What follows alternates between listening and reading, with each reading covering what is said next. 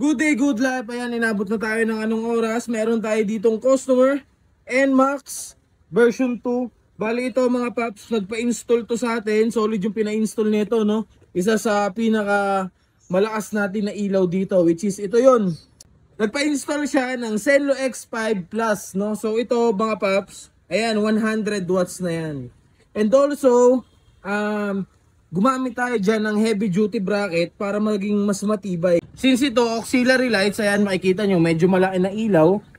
Gumamit tayo dyan ng heavy duty bracket na pang NMAX version 2. Para kahit sakaling malubak man siya, hindi masyadong mapapagpag, no? Hindi masisira yung ilaw niya or hindi malalaglag, no? So pagdating dito sa Senlo X5 ni Bossing na 100 watts, ito yung pagkakasetup natin, no? So matibay yan, no? Kahit yug-yugin natin, hindi basta-basta masisira. Ayan. So ayan, pabukas ako ng unit natin. Ayan, no? Sa low beam niya, solo white lang.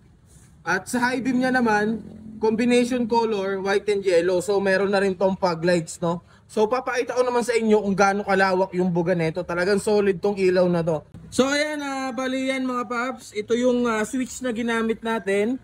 3-way switch. Ayan. And also, meron tayong passing light dito, no? So, ito, previous na lang natin to kay Paps, no? So, explain ko sa inyo ngayon. Yung buga naman, papakita ko sa inyo. Sige, papakita natin yung low beam. Bam!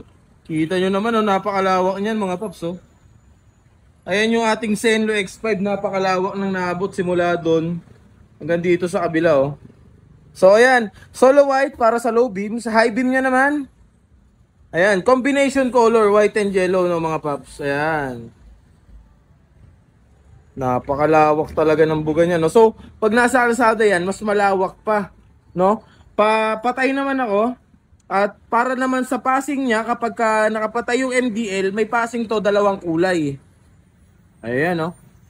And kapag naka low beam, meron tong passing na isang kulay. Kapag naka high beam, wala na tong passing kasi dalawang kulay na yung gumagana, no? So talagang napaka-solid na itong Senlo X5 natin, no? 100 watts na to mga paps. Ayan, kaya kung gusto nyo na ganitong klase ng auxiliary lights or accessories para sa motor nyo, basta usapang switch, busina, ilaw, MDL o kaya auxiliary lights. Kumbaga, one-stop shop na, no? So marami tayong pagpipilian na auxiliary lights or ilaw dito. 30 watts to 140 watts available sa shop natin. Kaya kung gusto nyo na solid na setup para sa motor nyo, alam nyo na kung saan kayo pupunta. Dito lang yan sa Paps Pa Install. Dahil sa Paps Pa Install, alagang Paps ka. Peace out.